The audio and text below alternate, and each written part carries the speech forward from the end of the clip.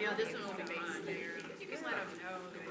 Look at Kristen and her straight hair. I've never seen that. Okay, we're going to go ahead and begin. That's what I'll do. Everyone's having fun today.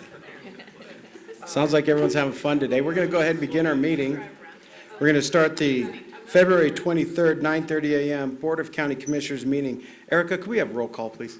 Commissioner Odoracio. Present. Commissioner Henry. Here. Commissioner Tedesco. Commissioner Hanson. Here. Commissioner Pulowski. Okay, could everyone please rise and join me in the Pledge of Allegiance? I pledge allegiance to the flag of the United States of America and to the republic for which it stands, one nation, under God, indivisible, with liberty and justice for all. All right, do I have a motion to approve the agenda? So moved. Commissioner Henry. Yes. Commissioner Hanson. Commissioner Odoracio. Yes. And awards and presentations, I don't have any on the agenda. Are there any others that anyone's aware of? Nope. Moving right along. At this time, we're going to open the floor for public comment. This time, citizens who would like to speak have up to 3 minutes to speak about any issue that they would like. Erica, do we have anyone signed up? We do have one person signed up, Suzanne Cabral. Ms. Cabral, if you could please come to the podium, state your full name and your address. Suzanne Cabral, 13575 Franklin Street, Thornton. Okay, so I recently sent an email regarding the adequacy of current setbacks for directional high-volume hydraulic fracturing. And I put in the excerpts from that. I hope that you all had a chance to read that. So I'd like to take this 3 minutes to ask you, what are your thoughts on that? So at this time, this is a moment for you to be able to speak and give your input on something. If you would like to speak with us individually, I think you can reach out to us individually for more of an interactive session, okay? All right, so from the abstract, our results suggest that setbacks may not be sufficient to reduce potential threats to human health in areas where hydraulic fracturing occurs. It does suggest a reasonable setback with controls for other sources of pollution associated with the process will be required. It does address that the influx of wells and related natural gas infrastructure has advanced the economics of some individuals and communities.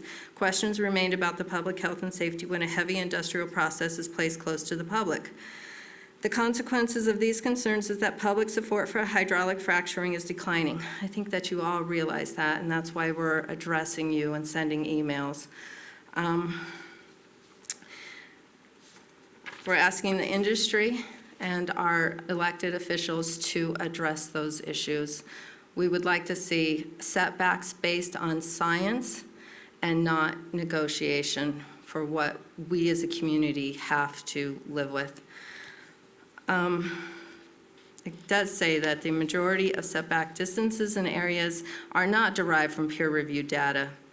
They are a compromise between governments, the regulated community, environmental citizen interest groups, and landowners. So 300, 500 feet, 150, and 1,500 feet are not sufficient to protect the citizens.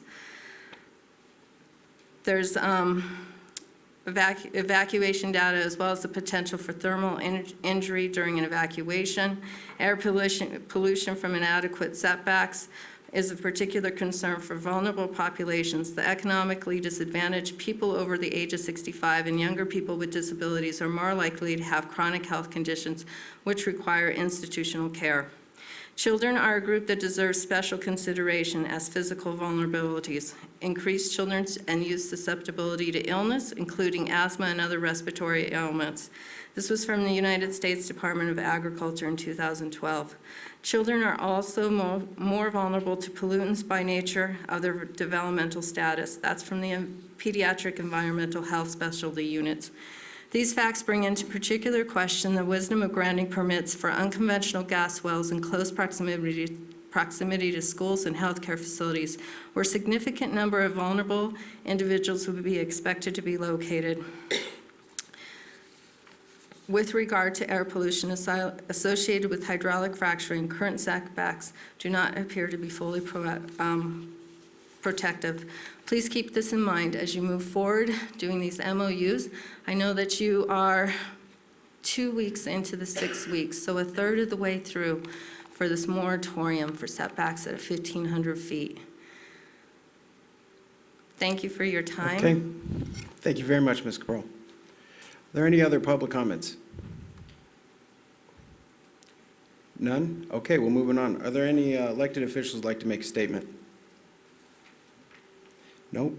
At this point, we're going to go to the consent calendar. Do we have a motion to approve the consent calendar? So moved. Commissioner Henry, Yes. Commissioner Hanson, Commissioner Odericio. Yes. Okay. New business, county manager.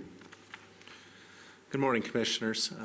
We have one item of new business this morning, a resolution awarding a request for proposal to Allied Barton Security Services for countywide security services. And this is a purchasing item that has multi-departmental benefit, but on behalf of that entire team, Commander Chris Laws is here to present. Good morning. So Adams County currently uses a firm for security services utilizing both armed and unarmed guards at various Adams County facilities. These facilities include the Justice Center, District Attorney's Office, Human Services, Children and Family Services, and on-call services at park facilities. Proposals were opened on October 27th, 2015 to consider contractors to provide security services. The county received 5 proposals. After a thorough analysis, it was determined that Allied Barton Security Services was the most qualified proposer, providing the best value to Adams County. Allied Barton Security Services offered a higher pay rate to their officers, a robust training program, and on-site full-time salaried contract manager specifically for Adams County, and provided long-term contracts as references. Allied Barton Security Services is the current contractor for Adams County, and all the departments under the contract have been extremely pleased with the quality of the guards and services provided by them. The Evaluation Committee recommends that Allied Barton Security Services be awarded the contract for security services for an approximate annual amount of $545,116. Are there any questions from the board? Commissioner Hanson? Just for future reference, you don't have to read the communication to us. I was reading along with you right in front of it. Okay. I read it earlier, so. Thank you. What I'm more interested in is in your personal analysis as opposed to what it says here. You know, talking about the specific reasons that you already listed for wanting to continue with Allied.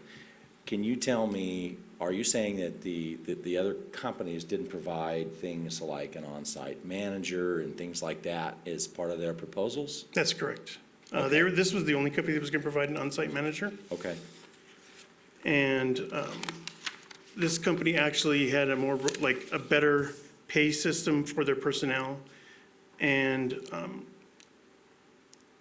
a better training program. I understand. I just wanted to make that clear. Yeah. I mean, it sounds like that there's some benefits to, you know, even though it's slightly more than the second highest competitor, it sounds like there's some benefit associated with that. Yeah, with having that manager, there's an actual contact person to go to. It makes things so much easier than we've had got in you. the past. Thank you, sir. Appreciate it. And Commissioner Henry? Well, and I would thank you for recognizing the pay, because I think that's really important to have a decent pay and decent training. Do you know what the average pay is for the security? I do actually have it listed here. For their unarmed guards, it's $15.54 an hour. Armed guards are $17.23 an hour. Supervisors are $18.92, and that's actually at an event, and then just as at the other places, they're the same price, $18.92. Okay, thank you. Sure. I have a question. Commander, I did notice that on the hourly pay, though, some of the others actually had significantly higher, but they didn't score well in some of these other areas, particularly in pricing. And What is it that makes this $18 an hour more attractive than some of the others that were at 21 or 22? Because of the training that they provide, so they're paying them higher, but they're not giving them any training to deal with personnel or security type issues. And so, yeah, they get paid a little bit more, but they don't have the training to deal with people in the background.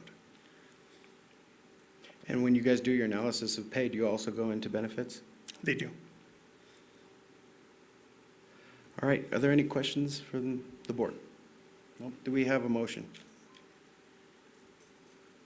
I move to a resolution awarding a request for proposal to Allied Barton Security Service for countywide security services. Second. Commissioner Henry, Yes. Commissioner Hanson, Aye. Commissioner Odorizio. Yes. Okay, thank you very much. Thank you. Thank you, Commander. Is there any other business from the county manager or county attorney?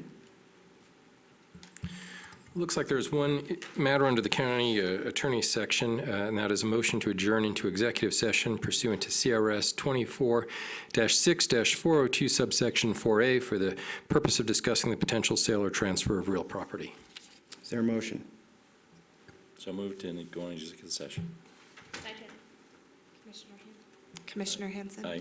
Commissioner Henry, Yes. Commissioner Odorizio. Yes.